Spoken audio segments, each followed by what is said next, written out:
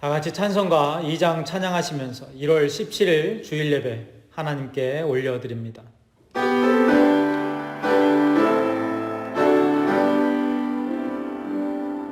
찬양 성부 성자 성령 성삼위일체께 영원 무궁하기까지 영광을 돌리세 영광을 돌리세.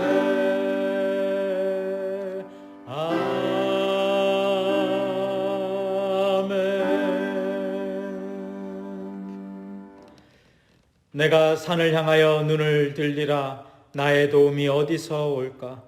나의 도움은 천지를 지으신 여호와에게서로다. 여호와께서 너를 실족하지 아니하게 하시며 너를 지키시는 이가 졸지 아니하시리로다. 아멘. 우리를 늘 지키시고 우리와 함께 늘 동행하시며 졸지 아니하시며 또 우리를 넘어지지 않게 실족하지 않게 늘 붙잡아 주시는 하나님 아버지, 그 하나님 아버지의 은혜로 지난 한 주간도 지내올 수 있었음을 이 시간 다시 감사드리며 고백하옵나이다. 하나님, 오늘 이 시간도 하나님 앞에 온전히 예배드리는 시간 되게 하여 주시되 한 주간 동안 하나님께서 베풀어 주신 그 은혜를 생각하며 감사하며 진심을 다해 온 마음을 다해 온 정성을 다해 하나님 한 분만을 바라보며 찬양하며 경배하며 예배드릴 수 있는 귀하고 복된 시간 되게 하여 주시고 오늘 우리들의 마음과 우리들의 모든 생각과 모든 것들을 주관하셔서 오늘 우리가 드려지는 이 예배가 하나님이 기뻐하시는 산제사 되어지게 하시고 하나님이 받으시기에 합당한 거룩한 예배 되어지게 하시며 또한 하나님이 보시기에 조금도 흠이 없는 부족함 없는 온전한 제사 되어질 수 있도록 아버지 하나님 허락하여 주옵소서. 오늘도 이 귀하고 복된 시간 허락하신 하나님, 시작하는 시간부터 끝나는 시간까지 우리와 함께하여 주시고 또 각 처소처소에서 예배드리는 영혼들, 그 가정들, 그 성도들 한 명 한 명 찾아가셔서 위로하시고 또 동행하시며 오늘 이 예배가 복된 예배의 시간 되어줄 수 있도록 모두에게 영원히 잊혀지지 않는 특별한 은혜의 경험의 순간들이 되어질 수 있도록 허락하여 주옵소서. 감사드리며 우리 주 예수 그리스도의 이름으로 기도하옵나이다. 아멘. 아멘. 찬송가 351장 찬양하겠습니다.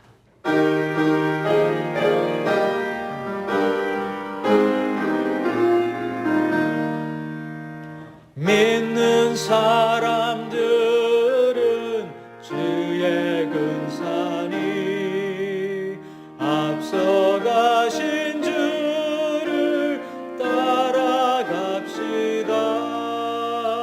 우리 대장 예수 길을 들고서 접전하는 곳에 가신 것 보라. 믿는 사람들은 주의 근산이 앞서가신 주를 따라갑시다. 원수 마귀 모두 쫓겨가기는 예수 이름 듣고 겁이 남이라. 우리 찬송 듣고 지옥 돌리니 형제들아 주를 찬송합시다. 믿는 사람들은 주의 근산이 앞서가신 주를 따라갑시다. 세상 나라들은 멸망당하나 예수 교회 영영 왕성하리라.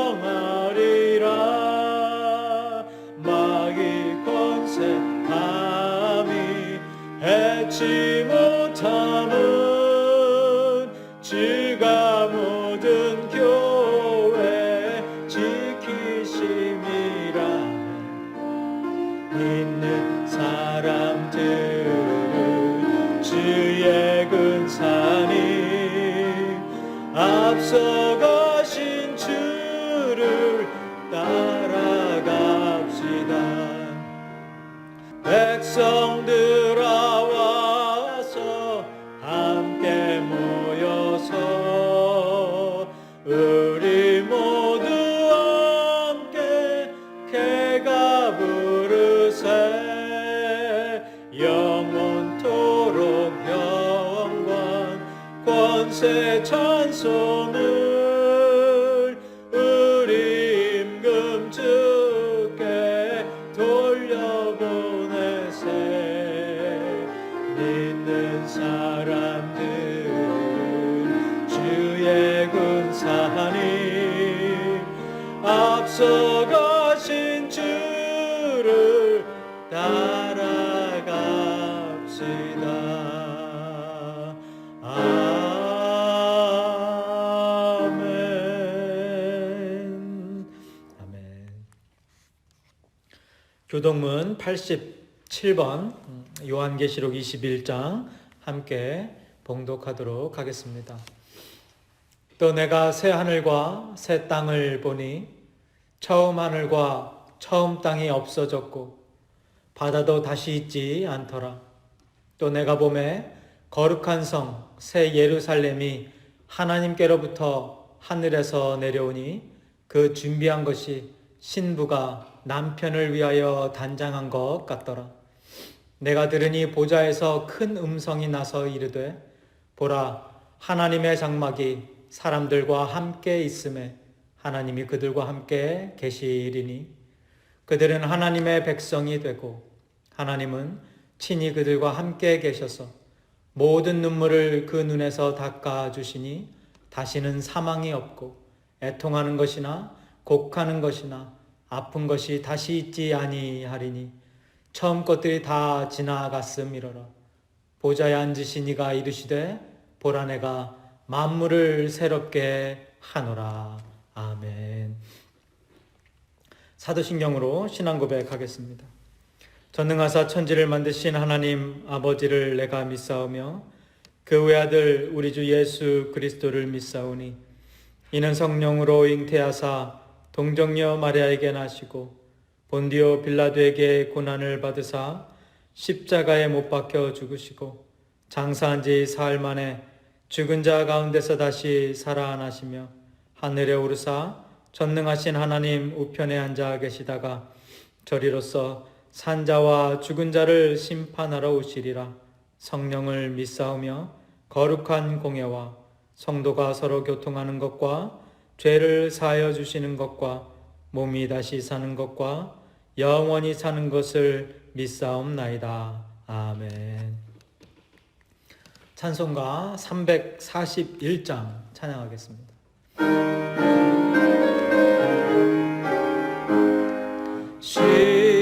십자가를 내가 지고 주를 따라갑니다. 이제부터 예수로만 나의 보배 삼겠네. 세상에서 부귀 영화 모두 잃어버려도 주의 평안 내가 받고 영생 복을 받겠네. 주도 곤욕 당했으니 나도 곤욕 당하리.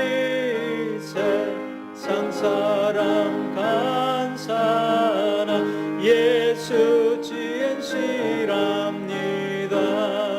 예수 나를 사랑하사 빛난 얼굴 보이면 원수들이 미워해도 염려할 것 없겠네. 내가 핍박 당할 할 때에 주의 품에 안기고 세상 고초 당할수록 많은 위로 받겠네. 주가 주신 기쁨 외에 기뻐할 것 뭐냐. 주가 나를 사랑하니 기뻐할 것뿐일세. 아멘.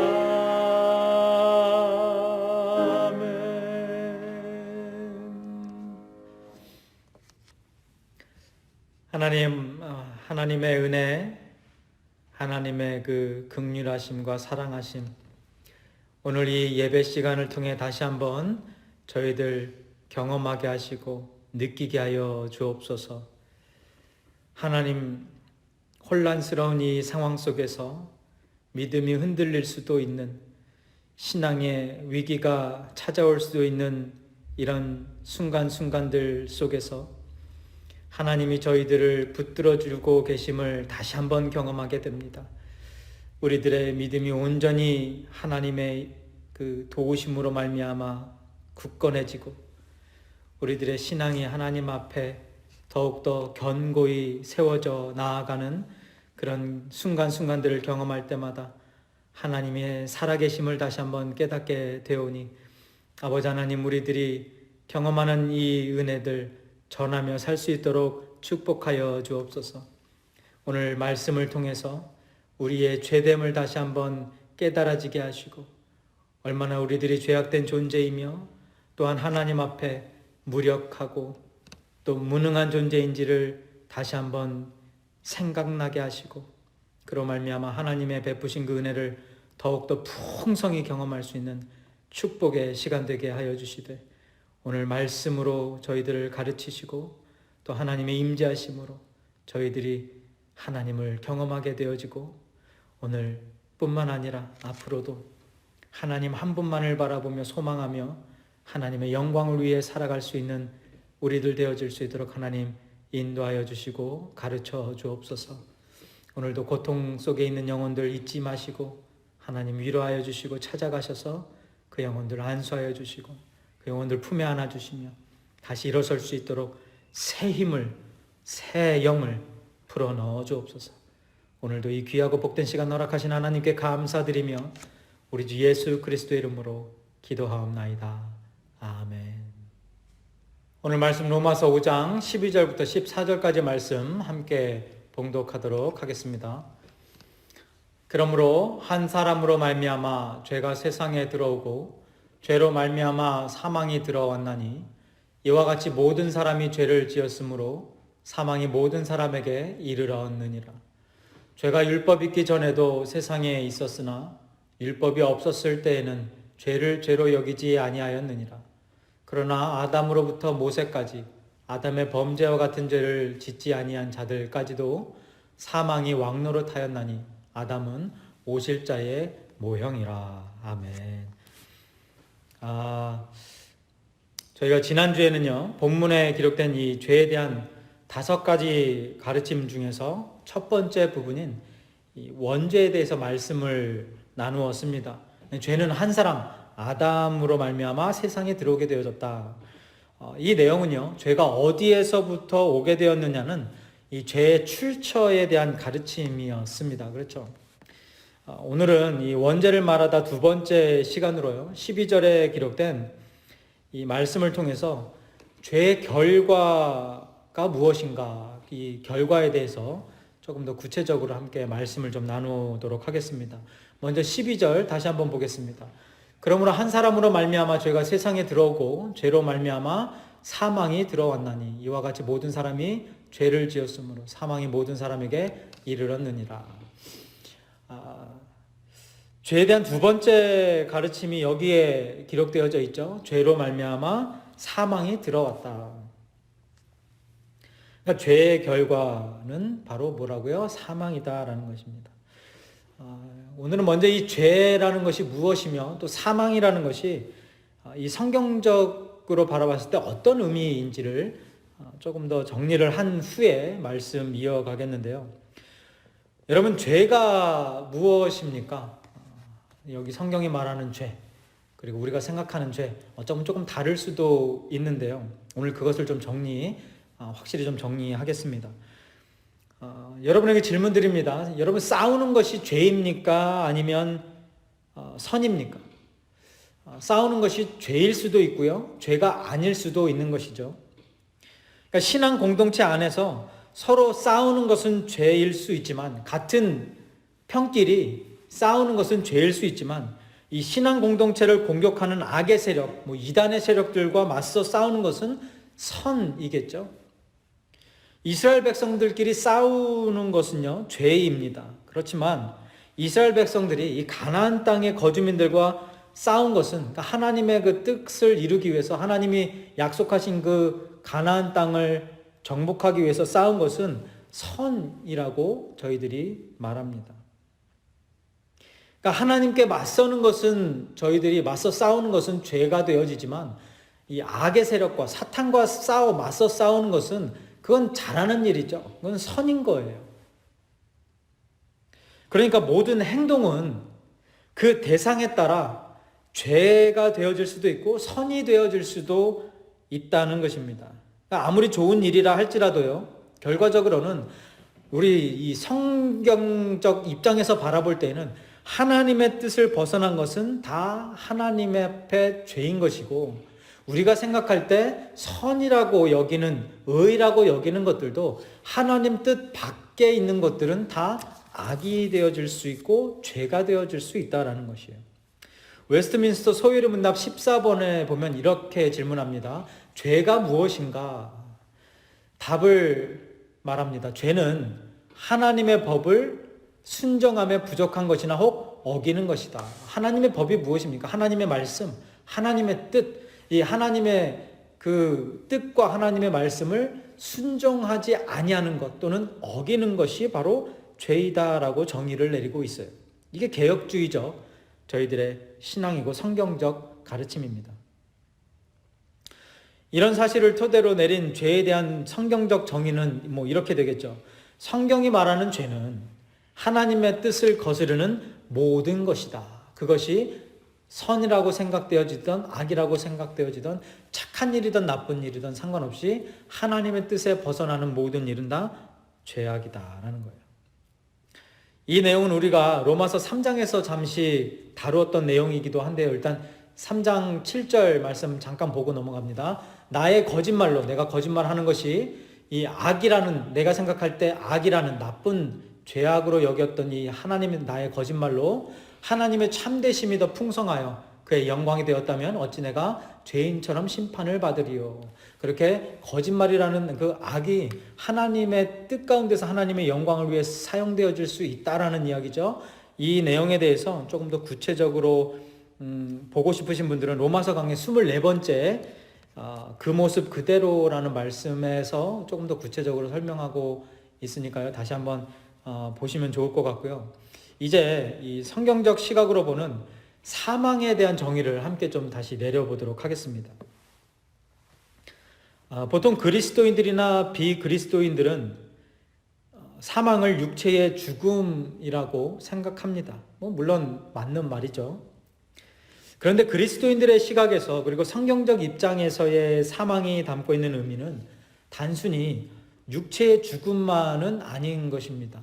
생명도 마찬가지죠. 저희가 생명을 생각할 때, 우리가 태어남을 생각할 때, 우리가 이 세상 사람들은 한 번 태어나는 것으로 끝나지만 우리 이 그리스도인들은 두 번 태어나게 되어집니다. 육적인 이 출생과 그리고 영적인 출생, 이 사망도 마찬가지라는 거예요. 여러분은 언제부터 사망이 시작되어진 줄 아십니까? 죄가 들어오고 나서부터죠. 이 사망의 시작은 조금 더 구체적으로 이야기하면 아담이 하나님의 명령을 거역하는 죄를 지어서 생명나무가 있는 에덴 동산에서 쫓겨난 순간부터 시작되어진 것이에요. 창세기 3장 22절부터 24절에 이렇게 기록합니다. 여호와 하나님이 이르시되 보라, 이 사람이 선악을 아는 일에 우리 중 하나같이 되었으니 그가 그의 손을 들어 생명나무 열매도 따먹고 영생할까 하노라 하시고, 이 에덴 동산 안에 하나님과의 관계가 하나님께서 만들어 놓으신 그 에덴 동산 안에서 생명나무 열매를 계속해서 따먹었다면 계속해서 살 수도 있었었다라는 이야기가 되는 거예요. 그래서 하나님이 하신 게 무엇입니까? 여호와 하나님이 에덴 동산에서 그를 내보내어 그의 근원이 된 땅을 갈게 하시니라. 이같이 하나님이 그 사람을 쫓아내시고, 그래서 쫓아내시고 그 에덴 동산, 생명나무가 있는 에덴 동산에서 쫓아내어졌던 그 순간부터 사망이 시작되는 거예요. 에덴 동산 쪽 동쪽에 그룹들과 두루 도는 불칼을 두어 생명나무의 길을 지키게 하시니라. 여러분, 이게 무슨 뜻이에요? 그러니까 성경이 가르치고 있는 진정한 사망의 의미는 단순한 이 육신의 죽음뿐만 아니라 에덴 동산에서 쫓겨나게 되어진 것, 즉 하나님과의 관계가 단절되어진 것을 의미한다라는 거예요. 그래서 더 이상 생명나무를 먹을 수 없게 되어진 그 상태, 하나님과 단절되어진 그 상태가 바로 이 사망의 시작이며 또 사망이라는 것입니다. 웨스트민스터 소위문답 19번 보면 이렇게 질문합니다. 사람이 타락한 지위에서 비참한 것이 무엇인가? 아담의 타락의 그 상태에서 가장 비참한 결과는 무엇인가라는 질문이에요. 답은 이렇습니다. 모든 인족이 타락함을 인하여 하나님과 교제가 끊어지고 하나님과의 관계가 끊어지고 또 그의 진노와 저주 아래에 있어서 생전의 모든 비참함과 사망과 영원한 지옥의 벌을 받게 되어진 것이다 라고 말하고 있습니다. 그러니까 아담이 지은 죄는 단순히 이 육적인 어떤 죽음만을 의미하는 것이 아니라 하나님과의 교제, 하나님과의 관계가 끊어진 것, 그리고 그 관계가 끊어지는 것을 시작한, 그러니까 근본적인 원인이 되어졌다라는 거예요. 이 하나님과의 단절 상태가 바로 성경이 말하는 진정한 사망의 의미라는 말입니다. 여러분도 아시다시피 예수님께서 마태복음 10장에서 육적 사망과 영적 사망을 구별해서 말씀하시죠. 마태복음 10장 28절입니다. 몸은 죽여도 영혼은 능히 죽이지 못하는 자들을 두려워하지 말고, 이 죽음이라는 것이 육적 죽음과 영적 죽음 두 개가 나누어져 있다는 거예요. 오직 몸과 영혼을 능히 지옥에 멸하실 수 있는 하나님, 이를 두려워라. 하나님을 두려워라. 그러니까 여러분, 이 영적 시각으로 바라보면 내가 지금 숨을 쉬고 있다고 해서 살아 있는 것이 아닐 수도 있는 것이고요. 또 내가 지금 숨이 멈춘다고 해서 사망한 것이 아닐 수도 있다라는 이야기가 되는 것입니다. 이게 영적 시각으로 우리의 삶을 바라볼 때 그렇게 되어지는 거예요. 그래서 아무리 잘 살고 아무리 이 세상에서 건강히 열심히 사는 사람도 하나님 만나지 못하고 주님 만나지 못한 인생은 사실 어떤 인생이에요? 사망의 상태에 있는 인생인 것이고요. 사망의 상태에 있는 것처럼 정말 초라하고 정말 힘들고 어렵고 비참한 인생을 사는 인생이라도 그 인생이 주님의 손에 붙들려 있는 인생이라면, 포도나무 가지에 접붙임되어져 있는 인생이라면 그 인생은 사망이 아닌 이 생명을 받은, 생명을 가진 인생이 되어지는 것이에요. 우리의 생명이여 부활 되시는 주님에게서 떨어져 나간 것이 진짜 비참한 사망의 순간이라는 것입니다. 그게 관계 단절이죠. 요한복음 15장 6절, 사람이 내 안에 거하지 아니하면 가지처럼 밖에 버려져 마르나니 사람들이 그것을 모아다가 불에 던져 살느니라.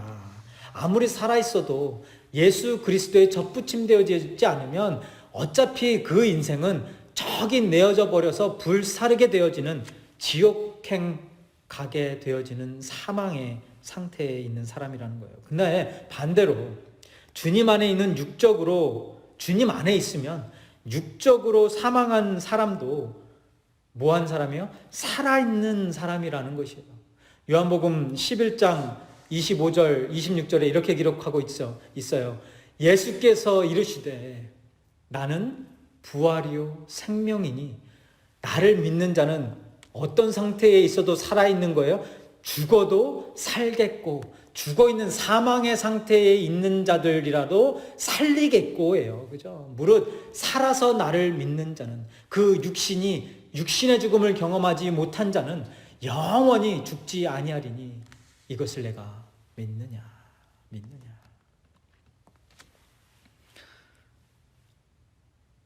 이렇게 오늘 말씀을 통해서 내린 사망에 대한 성경적 정의는 이렇게 되겠죠. 성경이 말하는 진짜 사망은 하나님과의 관계가 단절되어진 상태이다. 잠시 좀 정리하겠습니다.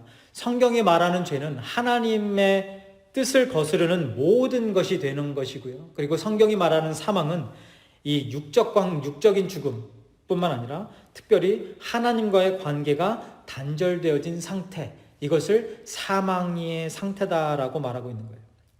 지금 정리한 이 죄와 사망이 담고 있는 성경적 의미를 가지고 오늘 본문에서 바울이 말하고 있는 이 죄로 말미암아 사망이 들어왔다라는 이 말씀을 풀이하면 이렇게 되는 것이겠죠. 죄로 말미암아, 그러니까 하나님의 뜻을 거스르는 것으로 말미암아 사망이 들어왔다. 하나님과의 관계가 단절되어졌다, 끊어졌다라는 겁니다. 이게 죄의 싹, 죄의 결과, 사망인 것이에요. 지금까지 성경이 말하는 죄와 사망의 진정한 의미가 무엇인지에 대해서 말씀을 좀 나누었었는데요. 여기서 우리가 깨달을 수 있는 아주 중요한 사실 한 가지가 있지 않습니까?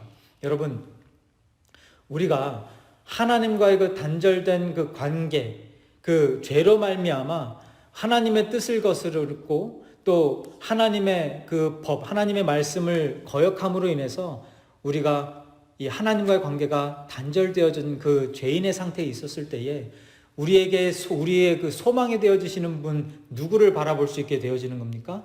예수 그리스도를 바라볼 수 있게 되어지는 것이에요. 그러니까 이 죄가 무엇이고 또 이 진짜 사망의 상태가 무엇인지를 정확하게 깨닫는 것이 중요한 이유가 그것입니다. 왜냐? 이걸 제대로 깨닫지 못하면 나에게 모든 포커스가 맞춰져서 내가 그 죄를 덜 짓고 내가 그 사망의 골짜기에서 벗어나고자 나의 초점이 맞춰져서 나의 어떤 행위에 맞춰져서 우리가 노력하고 거기에서 끝난다라는 거예요. 이거 잘못하면 율법주의로 빠지는 것이죠. 그러나 이 끊어진 관계, 단절된 관계를 회복해 주시는 유일한 분 예수 그리스도라는 분을 우리들이 집중하게 되어질 때에 비로소 우리가 정말 하나님의 은혜를 깨닫게 되어지는 것 아니겠습니까? 자, 일단 여기까지만 하고요. 이제 본문 12절에서 말하고 있는 죄의 결과가 이 사망이라는 이 말씀을 통해서 우리가 또 깨달을 수 있는 다른 중요한 사실 한 두 가지 정도만 정리해서 말씀 나누고 말씀 마무리 짓겠습니다. 죄의 결과가 사망이라는 이 말씀을 통해 깨닫게 되어지는 사실 첫 번째는 이것입니다. 모든 인간의 상태는 사망에서 시작되어진다. 너무 당연한 말이라 뭐 이런 것까지 설교를 하나라고 생각하시는 분도 계실 수 있겠는데요. 다시 한번 말씀드립니다. 모든 인간의 상태는 사망에서 시작되어진다. 이게 무슨 말입니까? 우리 모두는요, 타락이라는 강물 속에 빠져 죽게 된 상태에서 그 죽음의 상태에서 세상에 태어나게 되어진다라는 거예요. 아까 우리가 이 사망이라는 것이 어떤 의미인지 이 육적 의미만을 가지고 있는 것이 아니라 영적 의미도 가지고 있다라고 말씀드렸죠. 그러니까 영적 의미에서 바라볼 때에는 우리가 태어날 때에도 사실은 어떤 상태에 있는 거예요? 죽음의 상태, 사망의 상태에서 태어난 거예요. 여러분, 하나님께서 아담에게 생명을 불어넣어 주시기 전까지 아담이 무엇이었습니까? 흙이었죠. 흙, 먼지였습니다.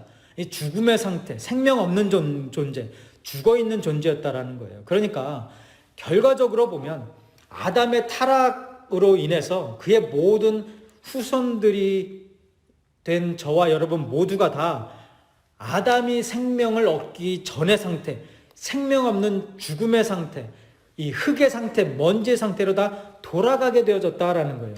12절 다시 한번 보겠습니다. 본문 12절. 그러므로 한 사람으로 말미암아 죄가 세상에 들어오고 죄로 말미암아 사망이 들어왔나니 이와 같이 모든 사람이 죄를 지었으므로 사망이 모든 사람에게 이르렀다.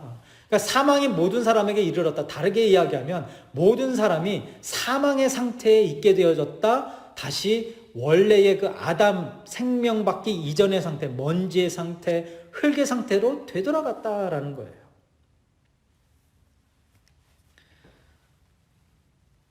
이렇게 아담이 생명을 얻기 전의 상태, 죽음의 상태에 놓여 있는 나를 하나님께서 십자가로 건지시고 보혈로 치유하여 주시고 성령으로 생명, 이 생명을 지금으로 말하면 믿음을 불어넣어 주신 것입니다. 이것이 바로 우리가 말하는 하나님의 은혜라는 거예요. 이렇게 모든 인간의 상태가 사망에서 시작되어졌다는 것을 깨닫게 되어져야 비로소 내가 얼마나 비참하고 무력하고 무능한 존재인지를 알게 되는 것입니다. 이 겸손의 시작이 되어지는 거예요. 그뿐이 아니라 이걸 깨닫게 되어져야만이 비로소 하나님의 구원의 은혜가 얼마나 대단하고 큰 것인지를 우리가 알게 되어지는 것입니다. 감사의 시작이 되어지는 거예요. 죄의 결과가 사망이라는 말씀을 통해 깨닫게 되는 사실 두 번째는 이것입니다. 모든 인간에게 사망은 예정되어진 결과이다. 이것도 사실 너무나 상식적인 이야기일 수도 있는데요. 여러분, 이 세상에 존재하는 모든 생명체는 태어나는 그 순간부터 미리 예정되어지고 결정되어진, 그리고 그 누구도 피해갈 수 없는 것이 한 가지 있습니다. 그게 무엇입니까? 바로 죄의 결과물인 사망, 죽음이라는 것이에요. 그러니까 모든 인간에게 사망이 예정되어져 있다는 사실을 우리들이 알고 있어요. 근데 이걸 자꾸 잊어버린다는 것이죠. 이 그리스도인으로서 이 모든 인간에게 사망이 예정되어져 있다는 사실을 인지하는 것이 굉장히 중요한데요. 그 중요한 이유는 사망이 예정되어졌다라는 그 지극히 당연한 말이 성경이 가르치고 있는 구원의 예정론을 설명하는 아주 좋은 예가 되어지기 때문입니다. 여러분 한번 생각해 보세요. 사망이 예정되어져 있는 건 맞죠? 그 누구도 피해갈 수 없는 거예요. 그리고 그것은 내가 선택한 것이 아니라 벌써 미리 내가 태어나기도 전에 선택되어진 사항이에요. 뭐가요? 내가 언젠가는 죽게 되어진다라는 이 예정. 그죠? 그러니까 앞으로 미래에 대한 예측이죠. 근데 이 사망이 예정되어져 있다는 것에 대해서는 그렇게 사람들이 불만이 없어요. 컴플레인을 하지 않는다라는 거예요. 그냥 당연히 받아들여져요. 그런데 이상하게도 구원이 예정되어져 있다라고 말하면 거기에 이렇게 불만을 품고 불평하는 사람들이 있어요. 거기에 퀘스천 마이크를 다는 사람들이 있단 말이에요.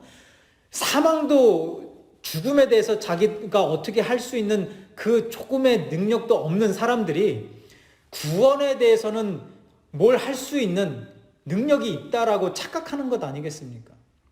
이거부터가 벌써 말이 안 되는 거예요. 여러분 혹시 이런 질문 들어보신 적 있으십니까? 구원이 예정되어져 있다면 뭐하러 전도합니까? 전도 무형론이죠. 전도할 필요 없다라는 거예요. 다 예정되어 있으니까. 그리고 또 이런 질문이 있죠. 구원이 예정되어져 있다면 뭐하러 죄 안 짓고 살려고 노력합니까? 뭐 이런 또 질문도 해요. 이건 반율법주의적 생각이죠. 율법 필요 없다. 하나님께서 주신 율법의 말씀 들을 필요 없다. 이거예요. 왜? 어차피 구원하여 주시고 어차피 용서하여 주시고 어차피 끝까지 지켜주실 건데 그럴 필요 없다. 이게 반율법주의적인 거예요. 또 이런 어차피 구원받고 천국 갈 건데 대충 즐기며 살다가도 되는 것 아닙니까? 이런 질문 하는 사람들도 있어요. 매너리즘에 빠지게 되어지는 경우겠죠. 어쩌면 좀 난해할 수도 있는 이 질문들, 이 예정론에 대한 질문들을요, 죽음의 관점으로 바꿔서 다시 한번 질문 드려보겠습니다. 죽음이 예정되어져 있는데 뭐하러 열심히 사십니까? 한번 생각해 보세요. 그죠? 죽음이 예정되어져 있는데 어차피 죽을 건데 대충 살다 가면 되는 것 아닙니까? 뭐하러 열심히 공부하고 일하고 집 사고 착한 일 하며 사십니까? 웃기지 않습니까? 단 1푼도 단 1센트도 가져가지 못하는데 그것 때문에 열심으로 살고 있는 게 우리들의 인생이라는 거예요. 어차피 죽을 건데. 죽음이 예정되어져 있는데. 그렇기 때문에 이런 질문을 할 수 있는 거예요. 어차피 죽을 건데 뭐하러 열심히 사십니까? 뭐하러 착하게 사십니까? 대충 살다 가면 되죠. 그죠? 여러분, 우리들이 보통 이런 질문에 대한 가장 기본적인 대답은 이런 것이겠죠. 죽을 때 죽더라도 열심히 좋은 일하며 잘 살아야 되는 게, 그렇게 노력하는 게 그게 인간다운 모습 아니겠습니까? 그게 우리들의 본능, 본성 아니겠습니까? 이렇게 대답하죠. 그러니까 이 세상 그 누구도 죽음이 예정되어져 있다고 해서 그에게 주어진 삶을 가볍게 여기거나 하찮게 여기지 않는다라는 거예요. 죽기 전까지 나를 위해서, 또는 가족을 위해서, 이웃을 위해서, 더 나아가서 성도들은 하나님을 위해서 열심히 살아가고자 하는 것이, 이게 지극히 정상적인 인간의 모습이다라는 거예요. 자, 이제 조금 전에 질문드린 구원의 예정론에 대한 내용을 다시 한번 봅니다.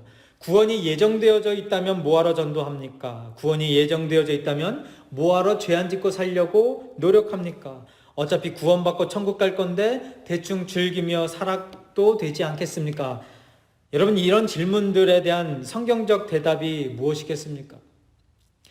죽음이 예정되어져 있다고 해서 그에게 주어진 삶을 가볍게 여기거나 하찮게 여기지 않듯이, 구원이 예정되어져 있다고 해서 구원을 확신하는 성도들도 어차피 구원을 받았으니까 라고 말하면서 우리에게 주어진 성도로서의 삶을 가볍게 또는 하찮게 여기지 않는다.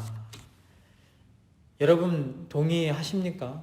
이게 정말 하나님의 그 예정, 하나님의 그 주권 속에서 이루어진 예정을 믿는, 우리가 선택받고 구원받았다라는 전적인 하나님의 은혜다라는 그것을 깨달은 성도들이 할 수 있는 고백 아니겠습니까? 하나님이 구원을 예정해 주셨으니 내가 구원받을 것이니, 어차피 구원받을 거니까 막 사는 게 아니라 내가 구원받을 것이 예정되어져 있으니 하나님이 지금 이 순간 허락하신 이 나의 삶 전대로 하찮거나 가볍게 여기지 아니하고 반대로 더 감사히, 더 간절히, 더 열심히 살게 되어지는, 살고자 노력하게 되어지는 그 마음, 그게 성도의 마음 아니겠냐는 거예요.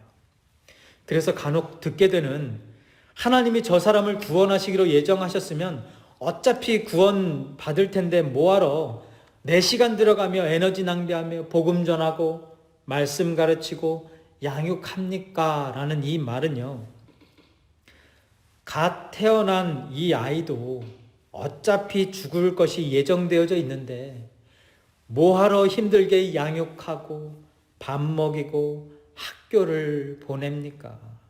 뭐하러 착하게 살으라고 가르치고 뭐하러 올바로 살으라고 가르칩니까? 이거 다 시간 낭비요, 돈 낭비요, 에너지 낭비입니다 라고 말하는 것과 똑같다라는 거예요. 똑같다라는 거예요. 여러분, 다시 말씀드립니다. 하나님을 제대로 만난 성도는 구원이 예정되어지고 보장되어졌다고 해서 나태한 신앙생활을 하거나 인생을 마구잡이로 살 수 없는 것입니다. 하나님을 제대로 만난 성도는요, 구원이 예정되어져 있고 또 영원히 잃어버리지 않게 보장되어져 있다는 확신이 있기 때문에 더욱더 주님 다시 오실 때까지 좁은 길 마다하지 않고요, 고난의 길 외면하지 않는 거예요. 그리고 십자가의 길, 그거 어렵고 힘들더라도 거절하지 아니하고 하나님 말씀에 더 순종하게 되어지고 더 하나님의 뜻 가운데서 살게 되고자 노력하게 되는 그 삶, 그 마음, 그것이 바로 성도의 모습이고 성도의 마음인 거예요. 사망의 예정이 나태함의 원인이 되지 못하듯이 구원의 예정도 경건생활, 예배생활, 전도생활을 포함한 모든 신앙생활의 나태함의 원인이 되지 못한다. 이렇게 아담의 타락 이후에 모든 사람들에게 동일하게 적용되는 이 죽음, 사망이라는 예정된 운명은 성경이 가르치고 있는 구원의 예정론을 잘 설명해 주는 좋은 예가 되어집니다. 두 번째, 죄의 결과가 사망이라는 말씀을 통해 깨닫게 되는 사실은 모든 인간에게 사망은 예정되어진 결과이다. 이제 말씀 마무리 짓겠습니다. 오늘 우리는요, 죄와 사망에 대한 참 의미가 무엇인지를 알아보았어요. 그래서 죄는 하나님의 뜻에 거스르는 모든 것이 죄라는 것이고요. 그리고 사망은 육적 사망뿐만 아니라 영적 사망도 있고, 그리고 진짜 사망은 하나님과의 관계가 단절되어진 그 상태가 바로 진짜 사망의 상태다라는 것이죠. 그리고 우리는 이 죄의 결과가 사망이라는 사실이 우리에게 주는 두 가지 가르침에 대해서도 말씀 나누었었습니다. 첫 번째는 모든 인간의 상태는 사망에서 시작되어진다. 그리고 모든 인간에게 사망은 예정되어진 결과물이다. 여러분, 이렇게 아담의 원죄로 인해서 이 세상의 모든 사람들은 태어날 때뿐만 아니라 그 마지막도 사망의 상태에 있게 되어진 것입니다. 참 너무 이것만 바라보면 너무나 비참하지 않습니까? 그리고 사실 저와 여러분은 그러니까 예수 그리스도를 믿는 자들은 이 죽은 사망의 상태에서 벗어나서 이제는 생명의 상태, 이 천국을 소망하는 자리에 가 있기 때문에, 빛의 자리에 가 있기 때문에 이걸 잘 느끼지 못할 수도 있겠지만, 우리가 한번 아직까지 예수 그리스도를 믿지 못한 영혼들을 한번 바라보자고요. 우리 주위에 있는 아직까지 예수님을 만나지 못한 그 영혼들을 한번 바라보자는 거예요. 영적인 시각으로. 얼마나 비참합니까? 얼마나 안타깝습니까? 자신들은 정말 잘 살아가고 있다고 생각할 수 있어요. 정말 나는 정말 잘 살고 있다. 나는 정말 지혜롭게 살고 있다. 나는 성공한 인생을 살고 있다.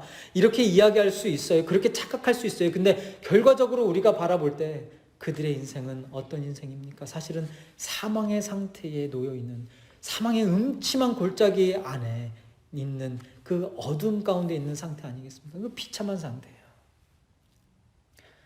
그렇게 비참한 상태에 우리도 있었다라는 것이죠. 그런 우리들을, 그리고 지금도 아직까지도 그 상태에 있음에도 불구하고 모르면서 착각 속에 살고 있는, 환상 속에 살고 있는 아직 믿지 못한 그 영혼들을 구원하여 주시기 위해서, 그리고 하나님과의 무너진 관계를 회복하게 해 주시기 위해서 하나님이 예수님을 이 땅에 보내주신 것 아니겠습니까? 로마서 5장 17절, 오늘 본문은 아니지만 이 17절에서 이렇게 말씀하고 있어요. 한 사람의 범죄로 말미암아 사망이 그 한 사람을 통하여 왕노릇하였은즉 더욱 은혜와 의의 선물을 넘치게 받는 자들은 한 분 예수 그리스도를 통하여 생명 안에서 왕노릇하리로다. 아멘, 아멘. 여러분, 그래서 우리에게 있어서 소망은 예수 그리스도밖에 없는 것 아니겠습니까? 사망의 자리에서 벗어나서 생명의 자리로 갈 수 있는 유일한 길, 예수 그리스도. 그 예수 그리스도를 오늘 다시 한번 부르짖으면서요, 그 생명 되시고 소망 되시는 예수님, 오늘 이 시간 만나시고 믿게 되시고 또 전하게 되시기를 주님의 이름으로 축원드립니다. 아멘, 아멘. 오늘 우리 찬송가 268장 함께 뜨겁게 찬양하면서 또 기도하며 나아갈 텐데요. 죄에서 자유를 얻게 함은 뭐의 능력이요? 보혈의 능력. 예수 그리스도의 그 십자가에서 흘리신 그 보혈의 능력밖에 없습니다. 이 고백 아닙니까? 우리의 그 죄악된 그 사망의 상태에 있었던 우리들을 구원하여 주시기 위해 오신 예수님 그 십자가, 그리고 그 십자가에서 흘리신 보혈 생각하시면서, 그 능력 생각하면서 우리 찬양 함께 부르며 나아가겠습니다.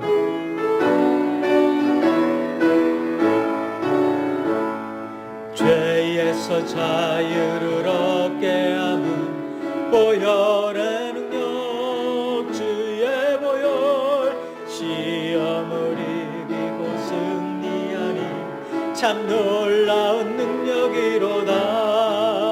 주의 보혈 능력이 또다. 주의 피 미두어 주의 보혈 그 어린 양의 매우 귀중한 피로다.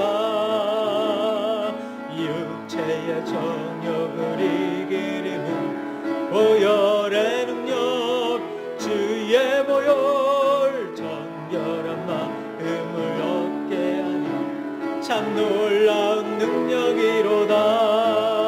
주의 보혈 능력이 또다. 주의 피 미두어 주의 보혈 그 어린 양의 매우 귀중한 피로다.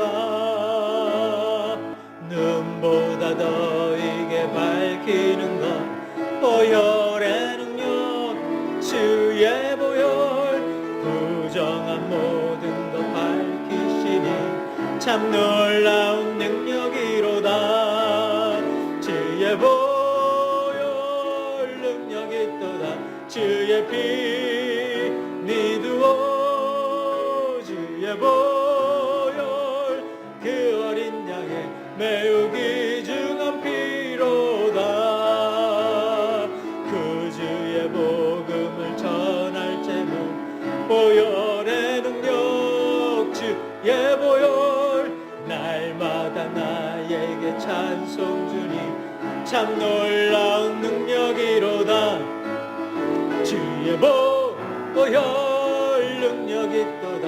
주의 피 미두어 주의 보혈 그 어린 양의 매우 귀중한 피로 주의 보혈 주의 보혈 능력이 또다. 주의 피 미두어 주의 보혈 그 어린 양의 매우 귀중한 피로 다시 한번 주의 보혈 주의 보혈 능력이 또다. 주의 피 미두어 미두어 주의 보혈 그 어린 양의 매우 귀중한 피 마지막으로 주의 보혈 주의 보혈 능력이 또다. 주의 피 미두어 주의 보혈 그 어린 양의 매우 귀중한 피로다. 아멘, 아멘.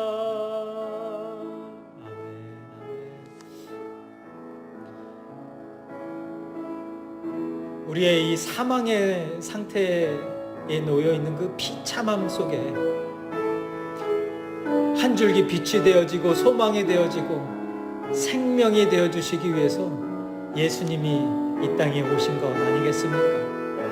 그 예수님이 십자가에서 흘리신 그 보혈의 능력이 우리를 사망에서 생명의 자리로 옮기신 것입니다. 그게 하나님의 은혜 아니겠습니까? 아직까지도 그 하나님의 은혜를 경험하지 못하고 사망의 상태에 있는 그 영혼들 생각하면서 하나님, 우리 재건남가죽교회가 그리고 이 부족한 종이, 이 부족한 하나님의 자녀가 그 영혼들 구원하는 길에 복음 전하며 생명 전하며 살아갈 수 있도록 우리를 사용하여 주옵소서.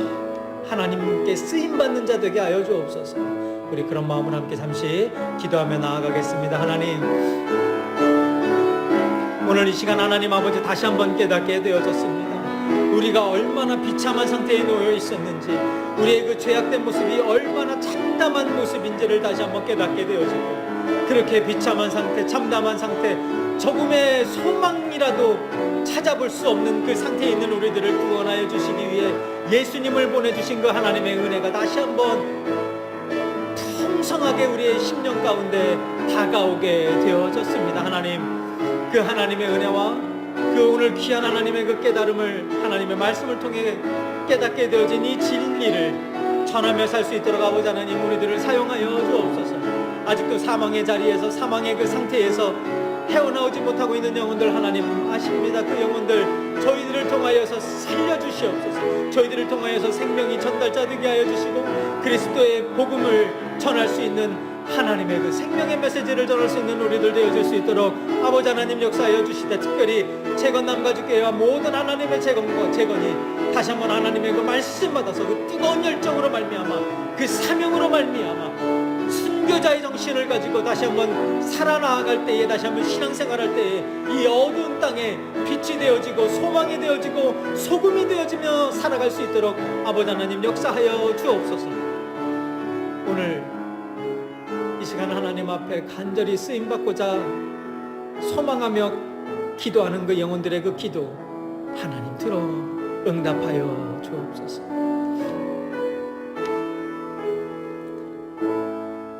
죄의 결과가 사망이요, 또 그 사망으로 말미암아 우리들이 그 어떤 소망도, 그 어떤 빛도 바라보지 못하는 그 상태에 있었을 때에 주님께서 뜻하지 않은 시간에 뜻하지 않은 장소에서 우리를 찾아오시고 우리를 부르시고 우리를 구원하여 주었습니다. 그리고 생명을 허락하여 주셨습니다. 그 뜻밖의 은혜의 일들이 아직까지 구원받지 못한 영혼들에게도 일어나게 하여 주옵소서. 우리 재건을 통하여서, 그리고 하나님의 모든 성도들을 통하여서 그 구원의 일, 생명의 일, 보혈의 능력의 일 이루어 주옵소서. 이제는 사망의 상태에서 헤어나올 수 없었던 우리들을 건져내시고 생명 주시고 구원하여 주시기 위해 십자가 위에서 그 보혈 아끼지 아니하고 다 쏟아부어 주신 우리 주 예수 그리스도의 은혜와 하나님 아버지의 독생자까지도 아낌없이 보내주신 그 하나님의 사랑하심과 성령님의 감화 감동 내조 교통 역사 충만 동행하심이 오늘 이 시간 다시 한번 죄악에 놓여있던 우리의 비참함을 깨닫고 그 비참한 자리에 있었던 우리들을 구원하여 주신 하나님의 은혜를 다시 한번 감사하며 그 복음의 메시지, 그 생명의 말씀 우리도 전하며 살겠다고 간절히 소망하고 기도하며 돌아가는 제가 남가주교회 모든 성도들 머리 위에와 그 가정 위에, 그리고 이 땅에 사는 모든 하나님의 권속들 머리 위에와 그 가정 위에 이제부터 영원토록 함께 하시기를 간절히 축원하옵나이다. 아멘.